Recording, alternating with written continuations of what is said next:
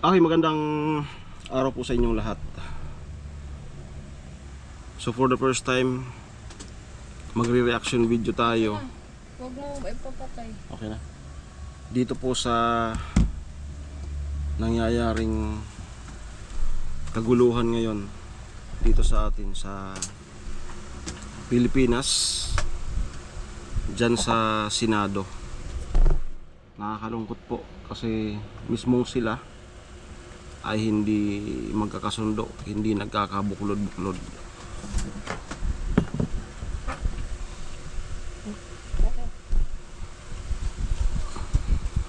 Grabe.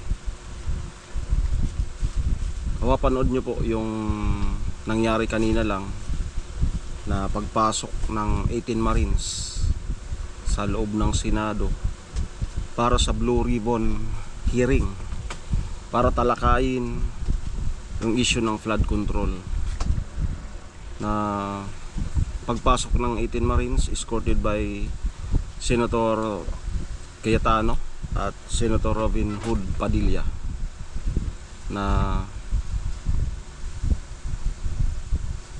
dala-dala ang 18 Marines na magsasalaysay ng kanilang mga nalalaman doon sa mali-malitang pera na sinasabing natanggap nitong mga pinangalanang personalidad. Ngayon may mistulang parang hinaharang sila, no? At ngayon meron ako tayong mga nakikita sa Facebook na hindi raw nang harang, no? Itong si Remulla, bagkus ay pauwi daw sa kanyang bahay, pauwi na, nagkasalubungan lang. Pero nakita ko sa klarado naman siguro sa may video, kaya napaka importante ng video kasi dyan, kumbaga dyan na lang pagbabasihan. So yan, mayroon tayong ipi-play na kaganapan dito sa ito na rin lang naman yung ating reaction. So try natin na mag-react dito sa nangyayaring kaguluhan sa Senado ngayon, dahil lahat po ng Pilipino dapat may pakialam tayo sa nangyayari ngayon, na malaman lang natin kung sino talaga ang nagsasabi ng totoo. Hindi po pwedeng bawat isa sa ating mga Pilipino ay wala akong pakialam dyan, kasi hindi naman sila nagpapakain sa atin. So although totoo naman yon, yung mga para dun sa mga nagsasabing ganyan, pero iniisip nyo ba na kapag magkakasundo na sila, ano ba yung magiging epekto niyan sa atin, diba? Kapag walang away dyan sa mga nakakataas, ano ba yung magiging epekto niyan sa atin, mga mamayang Pilipino? Kapag nagkakagulo, napakalaki rin po ng epekto niyan sa atin, lalo na sa panahon ngayon. Andyan yung Facebook, kada bukas natin ang cellphone natin, andyan sila, magulo, nagkakampihan. Sana dumating yung panahon na wala nang kampihan, isa na lang, naggrupo sila dyan. Kailan kaya mangyayari? Dito naman sa presidente natin, basic lang, no? Basic lang na gawin ng isang, kumbaga example natin sa isang pamilya, yung magulang, mama at papa, magulo yung mga anak, sino ang dapat mag-ayos niyan? Yung magulang, yung nakakatanda, no? Hindi yan pwede na hayaan lang. So anong nangyayari ngayon, hinahayaan lang, parang hinahayaan lang yung mga alipuris niya na nagkakagulo-gulo. Bakit kaya? Yan ang matinding tanong, no? Ayoko sana mag-react nitong issue dito sa Pilipinas, kasi patindi na lang, patindi. So kailangan tayo lahat may pakialam. Hindi lang sa porket vlogger ako, kumbaga magkakaroon ko talaga ng ano eh. Kahit yung mga nagsasabi ng walang pakialam, magkakaroon ko talaga ng pakialam. Kasi nakikita mo araw-araw sa Facebook eh. Kumbaga nakakarindi na. Lagi na lang sila ang nakikita sa Facebook. So, sana naman ito naman na 18 Marines ay talagang yun talaga ang mga nangyari sa kanila. Sana hindi totoo yung aligasyon na nabayaran, ganun, para lang magsalita. Sana pagdasal natin na totoo yung kanilang daladalang salaysay. Kasi yung mga nag-iimbestiga naman, kaya nga nag-iimbestiga kasi silang makakatulong sa atin, no? Ngayon, grabe, para sa akin, sa buong edad ko na to, itong administrasyon ngayon ng napakagulo. Pero kung silang magsasalita,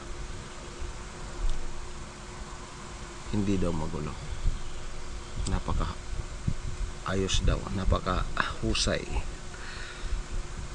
Pero yung taong bayan ay sumisigaw na sa kalagayan. Kumbaga, yung pinakataas ay nananahimik, samantalang yung mga anak niya ay matagal nang magulo. So, ito nga po, i-play na natin yung nangyari sa Senado. Kanina lang. Ayan, ito po.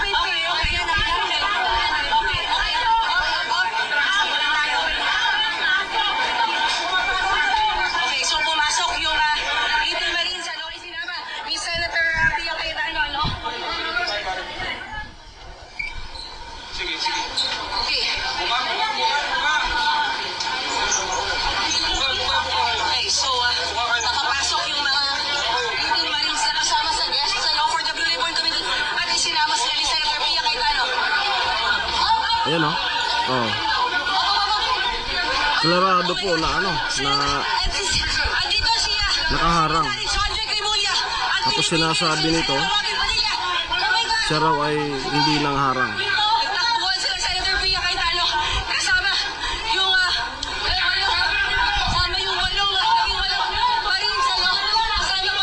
Si Idol Robin parang sa pelikula niya, yung may chewing gum. Siguro yan ang ano niya, strategy niya sa pampakalma. Thank you, sir. Thank you. Senator Robin, anong nangyayari po? Okay lang yan. So, kagit-gitan sa likod, sa ilalim, sa baba dahil hilarang yung second. Okay, so 1 minute and 36 minutes. Yun po, ilan lang po yan sa mga tagpo kanina bago naganap itong nakatakda ngayong araw na pag hearing ng sa flood control June 4. So ito naman yung parang hinahadlangan nung kabila Yan, parang ganon na hindi matuloy kasi siyempre yung Itin Marines ang magsasalaysay at ayun na nga,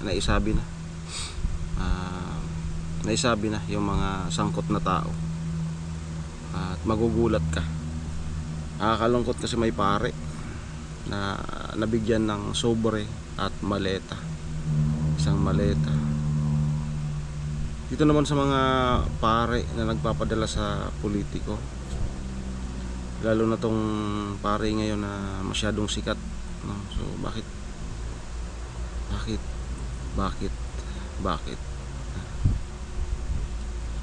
bakit ka pa sumasali sa mga ganyan?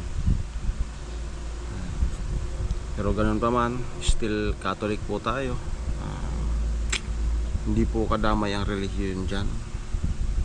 Tamang desisyon niya ng sarili niya na makiisa sa mga ganyang usapin, na sana ay andyan lang simbahan, huwag makisawsaw,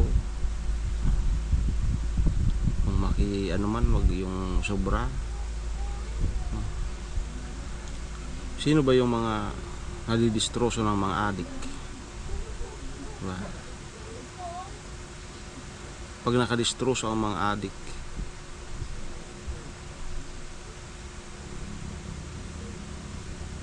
magrereklamo. Pero pag ang adik so saan napupunta yung sino ba talaga yung may dapat hustisya? Ayan, so wag masasaktan yung mga dyan.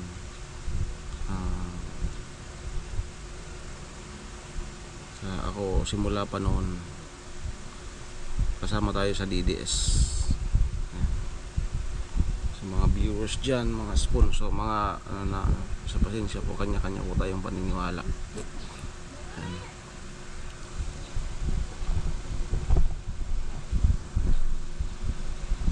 Yung mga galit noon sa ginagawa ni Digong, ako nung panahon na yun panatag ako kasi alam kong hindi ako adik. Pag hindi ka adik, wala kang pangamba. Ganun lang yan.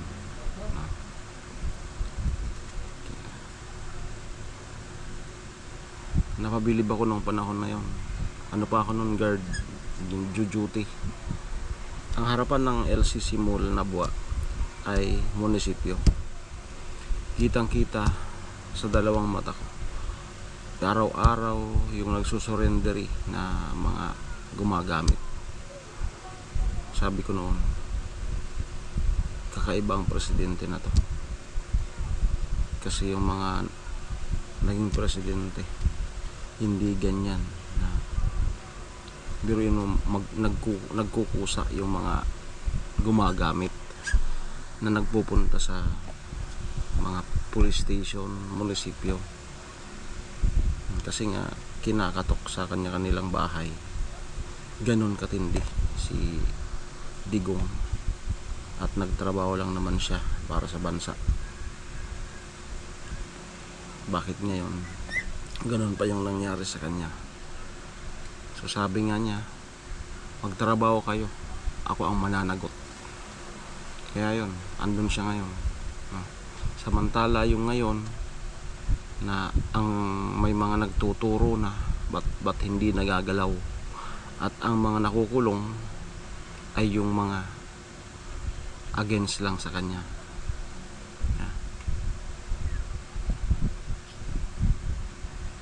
Kaya matindi, pag against ka, makukulong ka. Ganun ang ngayon. Pero ganun pa man, pag kung wala man talagang papakinatnan itong mga ginagawang, maski pa may ginagawang pag kontra sa administrasyon sa ngayon, ay darating din ang panahon. Ang posisyon ay mayroong lang naman taon na bibilangin kung ilang taon. Yan. Pag natapos yan, tapos na rin naman lahat. Hintayin na lang natin ng eleksyon na lang. Diyan na lang. So, pag dumating yan, maging wise na po tayo sa pagpili. Alam ko nung panahon ni PRRD, yung mga OFW ay tuwang-tuwa. So ang hindi lang natuwa dito sa Pilipinas, hindi ko naman kasi alam kung bakit itong ating mga teacher, kasi hindi naman nga sila nataasan ng sahod. Ang maganda rin sana nun is tinaasan din sila, kasi yung mga sundalo nun is dinoble. Maalala ko nun ng mga sundalo, motor, kahit motor hindi makabili agad-agad. Nung dinoble ang sahod, sobra na. Naging kotse, kaya na nilang bilhin. Second hand na kotse, kaya na nilang magkaroon. Dati nung hindi pa doble ang sahod, kahit motor, hindi yan sila makabili. Kasi inuuna yung pagpapabahay, kung wala pang bahay, yung mga mama at papa. Yan, alam ko po yun kasi nag-apply din tayo ng ganyan. So malaki rin yung reklamo ng ating mga minamahal na teacher, kasi sabi nila ay yung mga sundalo na yan, mga pulis na yan, mga ano na yan, sa amin yan galing. So bakit sila may mga sakyan na ngayon, kami hanggang ngayon wala. So sana noon na tinaasan man talaga din, kahit dublihin din yan kung kaya, no? Sana sa mga susunod na administrasyon bigyan din ng pansin. Kaya tuloy itong mga ibang teacher ay hindi naman lahat ay against sa Duterte. Yan. At di naman natin yan masisisi, kasi di nga naman talaga sila napansin. Kung ganun pa man,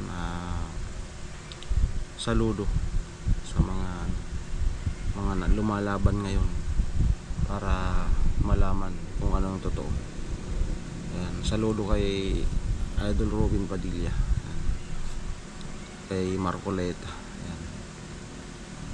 So yun po, marami pa po na mga footage ang inyong mapapanood sa Facebook. Kumuha lang ako ng halos lagpas lang yung 1 minutes, no? So nai-voice out rin natin sa kalooban natin as a ordinaryong Pilipino na apektado sa gulo na yan sa Senado. Ayan. So sana ay manaig yung tama. Kahapon nakakalungkot kasi may isang Bicolano na lumipat sa kabila. So malaking yun, pagbabago yun sa kanyang makikita niya yun, hindi ngayon kundi sa eleksyon. Kasi ang tao matalino, tatandaan ka lang. At isa na ako doon sa hindi na sa kanya buboto. Mahirap yung mga ganyan, yung wala kang paninindigan. Dapat may paninindigan ka kahit may nananakot.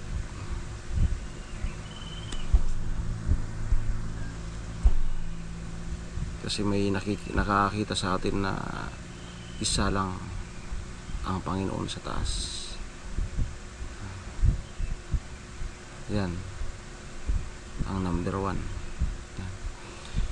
So yun lamang po, mag-pray tayo na maging maayos na itong ating mga nakatatas sa Pilipinas para talagang magampanan nila kung ano yung mga function nila sa bawat posisyon nila para makabalik na sa dati, no?